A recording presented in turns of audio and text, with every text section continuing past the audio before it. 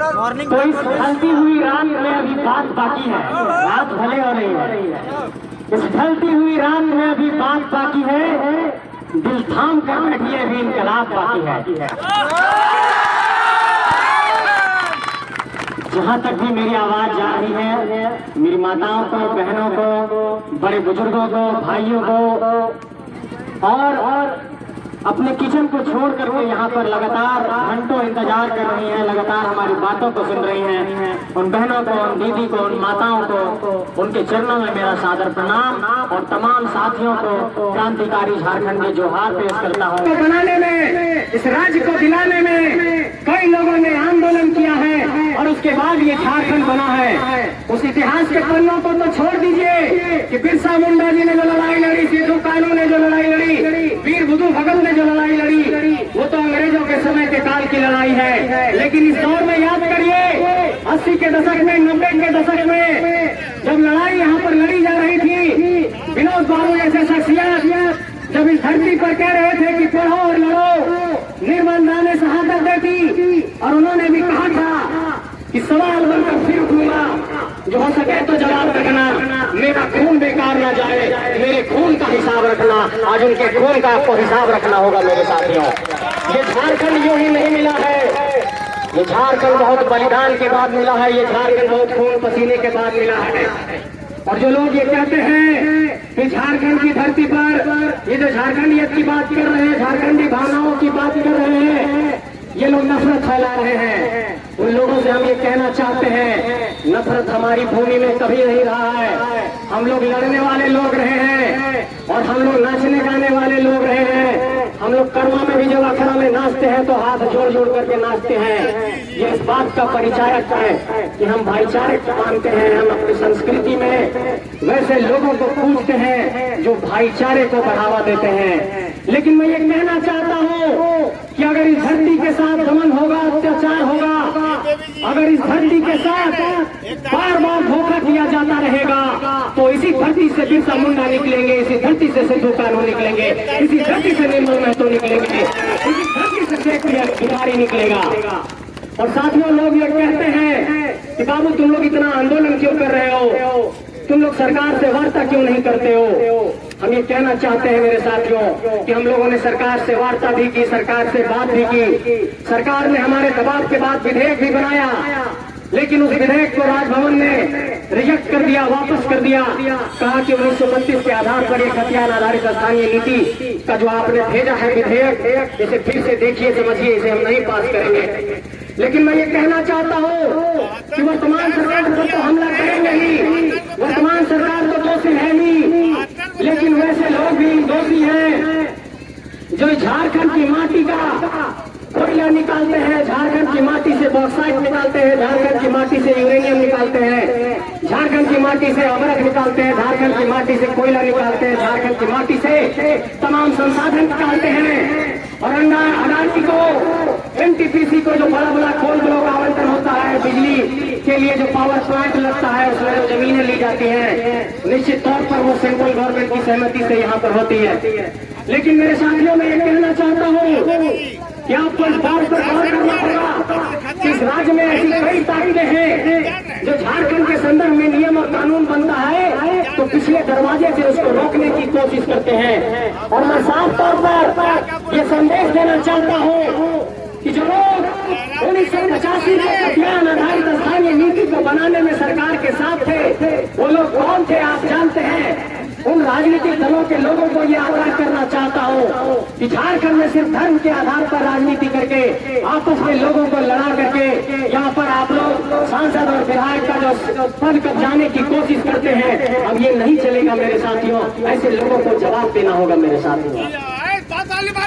मैं आप लोगों से ये कहना चाहता हूँ कि आपकी माटी पर एक बहुत बड़ा सवाल खड़ा हुआ है कि क्या हमारी माटी से नेता नहीं पैदा हो सकता है, क्या हमारी माटी से लीडरशिप नहीं पैदा हो सकता है। ये सवाल इसलिए खड़ा होता है कि हजारीबाग के सांसद बक्सर से हैं, चतरा के सांसद बिहार से हैं, बगल में पलामू के सांसद बक्सर से हैं, उसके बगल धनबाद में यहाँ पर आप देखिए वहाँ के सांसद भी यूपी से हैं, उसके बगल में रांची के सांसद को देखिए, वो राजस्थान हरियाणा कहीं से आ गए हैं। संथाल परगना जाइए तो गोड्डा के जो सांसद हैं वो भागलपुर की धरती से आ गए हैं। अरे जो माटी सिद्धू कान्हू बिरसा मुंडा पैदा कर दिया, जो माटी शेख भिखारी पैदा किया, जो माटी निर्मल दा को पैदा किया, जिस माटी ने टेकलाल बाबू को पैदा किया, जिस माटी ने विनोद बाबू को पैदा किया, क्या वो माटी 14 सांसद 81 विधायक नहीं पैदा कर सकता है? इस सवाल पर आपको सोचना होगा मेरे साथियों।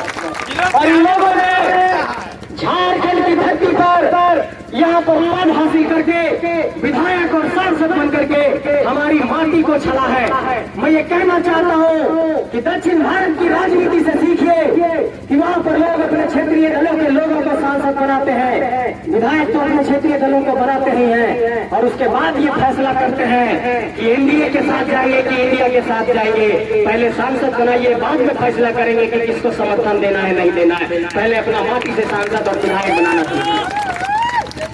मेरे साथियों, मैं ये कहना चाहता हूँ आप लोगों को ये समझना होगा कि झारखंड की माटी में जो 264 प्रखंड है, जो 24 जिले हैं, जो 5 प्रमंडल है, जो 32,623 गांव है, वहां तक ये आंदोलन को लेकर के जाना होगा, तब हम लोग सफल हो पाएंगे इस लड़ाई में।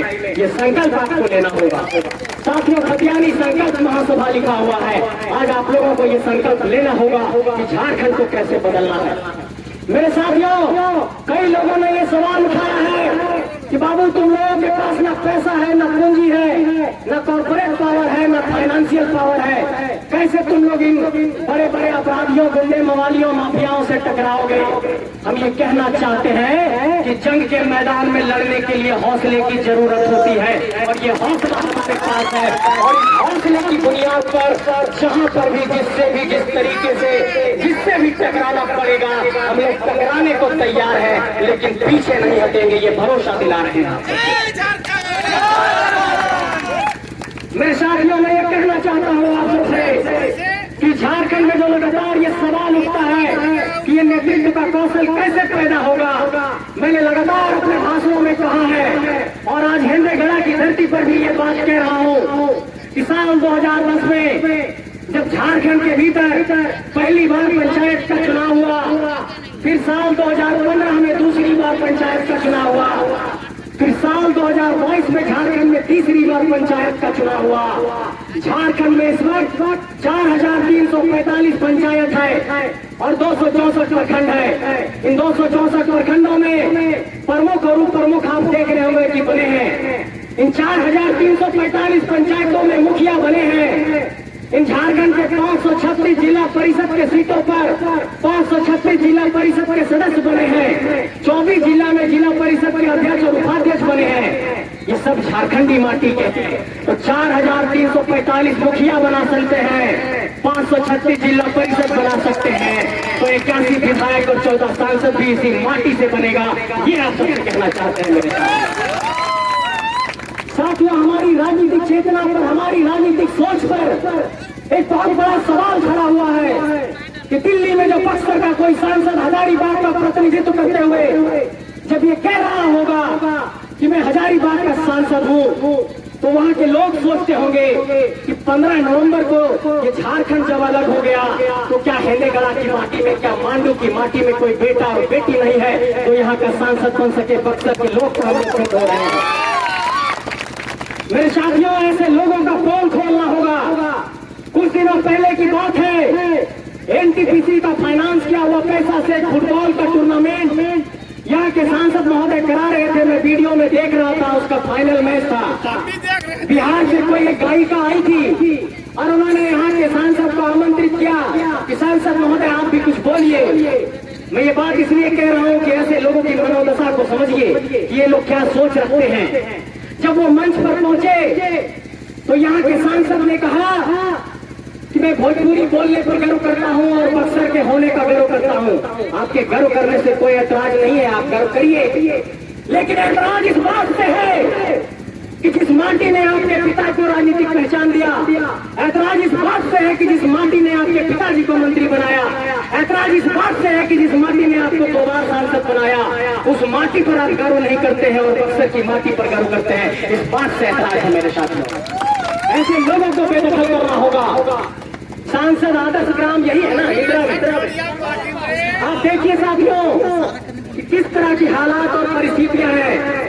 कई लोगों ने बताया कि भारतमाला परियोजना जो गुजर रही है उसके लिए जब रसीद कटाने जा रहे हैं तो रसीद कटाने में भी समस्या आ रही है। अरे रसीद कटेगा नहीं, पंचायत सही से बनेगा नहीं, जिला बोर्ड जब शाखा में सही से डाटा नहीं जाएगा, हमारा खाता प्लॉट में गड़बड़ी हो जाएगा, रजिस्टर 2 में गड़बड़ी हो जाएगा, तो जमीन का मुआवजा कैसे मिलेगा। इसलिए आज इन सब बातों पर भी ध्यान देना होगा मेरे साथियों। और यहाँ से पंचायत भवन भी है, मुखिया जी होंगे, सीओ साहब को कहिएगा कि हम लोग आए थे तो ये बात कह रहे थे कि सीओ साहब का इस वीडियो के माध्यम से सोशल मीडिया से अगर संदेश पहुंचे तो तमाम सीओ और वीडियो को ये संदेश भेजना चाहते हैं कि जिस तरीके से आप लोग जमीन के म्यूटेशन में यहाँ पर धांधली कर रहे हैं और एक म्यूटेशन आप लोग जो है सो फ्री में नहीं करते हैं, सारा म्यूटेशन में पैसा लेते हैं, ये नहीं चलेगा मेरे साथियों। इस बात को हम कहना चाहते हैं मेरे साथियों। हम ये भी कहना चाहते हैं कि आप गौर की नहीं बनेगी तो ये नहीं परिभाषा तय होगा कि झारखंडी कौन है। अगर नियोजन नीति नहीं तय होगी तो ये तय नहीं होगा कि झारखंड की नौकरी में प्राथमिकता कैसे मिलेगा। मेरे साथियों एक बहुत महत्वपूर्ण पहलू पर आना चाहता हूँ। और लोग ये कहते हैं कि ये कानून झारखंड के भीतर, ये प्रावधान झारखंड के भीतर लागू होना चाहिए। यहाँ पर मुझे लगता है कि एसटी, एससी, ओबीसी समाज के, सभी समाज के होंगे, अकलियत समाज के भी हैं। लेकिन मैं ये कहना चाहता हूँ आप सबसे साथियों, आप लोगों ने सुना होगा कि झारखंड के भीतर जो ओबीसी का आरक्षण है सिर्फ 14% है और झारखंड के 7 ऐसे जिले हैं जहां पर ओबीसी को आरक्षण 0 है और ईडब्ल्यूएस को 10% का आरक्षण है। मैं ये कहना चाहता हूं साथियों कि आप लोगों ने अगर अपने किताबों में भी कभी पढ़ा होगा तो मंडल कमीशन की सिफारिश को कभी पढ़िएगा। मंडल कमीशन की सिफारिश ने ये कहा था, 1979 में ये मंडल कमीशन बनी थी, 1990 में मंडल कमीशन की सिफारिश सरकार को सौंपी गई थी और उस वक्त ये बात सामने आई थी कि देश में ओबीसी की आबादी जो है 52% है और इस हिसाब से ओबीसी को 27% का आरक्षण मिलना चाहिए और ये 27% आरक्षण लोक नियोजन में मिलना चाहिए, सरकारी संस्थाओं के एडमिशन में मिलना चाहिए।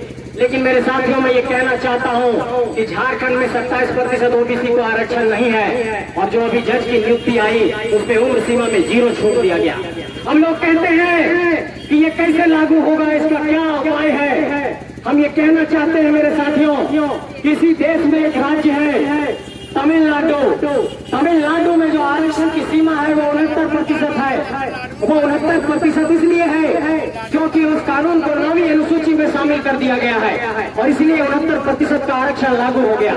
मैं एक उदाहरण से आपको समझाना चाहता हूँ कि जो सीएनटी और एसपीटी का कानून है वो 1908 में बना सीएनटी और 1949 में बना एसपीटी।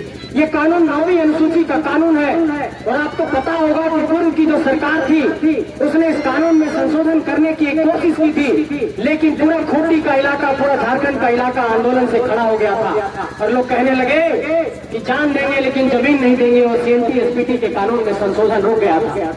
मेरे साथियों मैं आप सबसे कहना चाहता हूं कि जब कोई कानून 9वीं अनुसूची में शामिल हो जाता है तो उसमें संशोधन राज्य सरकार नहीं कर सकती है, उसमें संशोधन की बहुत लंबी प्रक्रिया है। राज्य सरकार जो है प्रस्ताव लाएगी, फिर राज्यपाल को जाएगा, राज्यपाल भेजेंगे सेंट्रल को, सेंट्रल से जाएगा सेंट्रल कैबिनेट, गृह मंत्रालय में, गृह मंत्रालय लाएगा सेंट्रल कैबिनेट में, सेंट्रल कैबिनेट से आएगा लोकसभा में, फिर जाएगा राज्यसभा में, फिर जाएगा विधानसभा में, तब ये कानून संशोधित होता है। और तमिलनाडु ने 69% का आरक्षण जो है वो अपने कानून में शामिल करा लिया, लेकिन झारखंड का जब शामिल करने की बारी आई कि 9वीं अनुसूची में इस कानून को शामिल करिए तो राज्यपाल ने उसे वापस कर दिया। इसलिए वे कहना चाहते हैं राजभवन से भी, महामहिम राज्यपाल से भी कि 3.25 करोड़ की आबादी अगर किसी कानून की मांग कर रही है तो ये कानून देने में ऐतराज क्यों है, आप भेजिए सेंट्रल को, सेंट्रल क्या करेगा उस पर देखेंगे। और उन तमाम सांसदों को भी ये संदेश भेजना चाहते हैं कि हम लोग मानसून सत्र में इंतजार करते रह गए कि 14 सांसद झारखंड की स्थानीय नीति और नियोजन नीति की आवाज को देश के सबसे बड़े पंचायत लोकसभा और राज्यसभा के अंदर रखेंगे, लेकिन इन सांसदों ने लोकसभा के भीतर और राज्यसभा के भीतर झारखंड की स्थानीय और नियोजन नीति की मांग को नहीं रखा। क्या ये आवाज नहीं बुलंद होनी चाहिए थी कि झारखंड में स्थानीय और नियोजन नीति की बहुत बड़ा मांग वहां चल रही है, एक आंदोलन चल रहा है और इस आंदोलन को साथ देना चाहिए। इसलिए साथियों मैं ये कहना चाहता हूँ कि ये जो इनकलाब की आवाज है अब इसको आगे बढ़ाइए, और अगर आज हम लोग इसे आगे नहीं बढ़ा पाए तो ये धरती फिर से चारागाह बन जाएगी, और इस धरती को अगर चारागाह बनने से बचाना है तो हर घर से आपको बिरसा निकालना होगा, हर घर से आपको फूलो झानो निकालना होगा। जिस तरीके से बेबी और पूजा जैसी फूलो झानो बेटी निकली है, वैसे बेटियों को भी बाहर निकालना होगा, वैसे भाइयों को भी बाहर निकालना होगा। और जब तक ऐसे आंदोलन करने वाले साथियों को नहीं निकालेंगे तब तक ये धरती नहीं बचेगी। मेरे साथियों एक बात और आप सबसे कहना चाहता हूँ कि जहाँ कहीं भी जब ये बात शुरू हो कि कहीं पर सभा होना है, कहीं आंदोलन होना है, जैसे 1 तारीख को यहाँ पर बिरसा मैदान में एक बहुत बड़ा हम लोग जनसंकल्प महासभा करने वाले हैं, और संकल्प को झारखंड के क्रांतिकारियों से एक तरीके से प्रेरणा लेना होगा। और ये प्रेरणा की आवाज अगर बुलंद होती है, आप गौर करिए कि यहाँ से सामने जाएंगे और मांझी की घाटी में तो शेख भिखारी और तुमराव को वहीं पर फांसी दी गई थी। गौर करिएगा संथाल परगना में तो सिद्धू कानू चांद भैरव ने आंदोलन किया था, उससे पहले जाएंगे तो तिलका मांझी ने 1783 में आंदोलन किया था, उसके बाद आएंगे तो वीर बुद्धू भगत ने 1832 में आंदोलन किया था, 1895 में आएंगे तो बिरसा मुंडा ने आंदोलन किया था। इन आंदोलनकारियों से एक तरीके से सीखिए, और अभी की राजनीतिक सत्ता में जो यहाँ राजनीतिक सत्ता संभाल रही है उस पार्टी को ये संदेश देना चाहते हैं कि 4 फरवरी 1973 को जब ये पार्टी बनी थी तो विनोद बाबू ने ही बनाया था। विनोद बाबू के अगर विचारों को जरा भी मानते हैं, अगर विनोद बाबू को जरा भी जानते हैं, अगर गुरु जी के विचारों से जरा भी इत्तेफाक रखते हैं तो झारखंडी हक अधिकारों की इस आवाज को दबने मत दीजिए, झारखंड की इस आवाज को एक आग दीजिए, झारखंड की इस आवाज को बुलंदी तक पहुंचाइए। और सरकार से ये कहना चाहता हूँ कि स्थानीय और नियोजन नीति बनाइए। मेरे साथियों, आप लोगों से एक सहमति चाहता हूँ कि क्या इस आंदोलन को आगे बढ़ाने के लिए जो हम लोगों ने एक ऐलान किया है कि अगर ये सरकार कानून नहीं बनाती है, अगर ये सरकार नीति नहीं बनाती है तो हम लोग वैकल्पिक रास्ता तलाशेंगे, हम लोग जनता के बीच जाएंगे और एक तरीके से वैकल्पिक राजनीति का एक रास्ता उनके सामने, एक विकल्प उनके सामने रखेंगे। क्या ये हम लोगों का निर्णय सही है या गलत है, आप लोगों से जानना चाहता हूँ। साथियों, इस बात को समझिए कि सरकार के पास 1.5 साल का वक्त है, और जब भी कोई नई सरकार आएगी तो पहले दिन में ही सारा कानून नहीं बन जाएगा, उसको भी 1-1.5 साल लगेगा। मतलब 1.5 साल इधर और 1.5 साल उधर, मतलब 3 साल। इन 3 सालों के भीतर जो नियुक्तियां होगी, जो कानून बनेगा, अगर वो ढंग के झारखंडियों के हक अधिकार का नहीं बना तो हमारी सारी नौकरियां लुट जाएगी। आज जो लोग यहाँ पर नौकरी करेंगे फिर उनके बच्चे करेंगे, और इस तरीके से धीरे धीरे झारखंड में जो अतिक्रमण हो रहा है वो बढ़ता चला जाएगा और हमारी माटी फिर से चारागाह बन जाएगी। अंत में यही कहना चाहूंगा कि एक बार जोर से आप लोग बोलिए, जय झारखंड, जय झारखंड, जय जय झारखंड, जय जय झारखंड। साथ मिलेगा इस आंदोलन में, साथ मिलेगा ना? चलिए अभी हम लोग बलसगरा में थे, मैंने वहाँ एक पंक्ति कहा था, आप लोगों को भी सुना रहा हूँ कि मिट्टी में मिला दे कि जुदा हो नहीं सकता, मिट्टी में मिला दे कि जुदा हो नहीं सकता। मिट्टी में भी मिलाएंगे तो आप लोगों से जुदा नहीं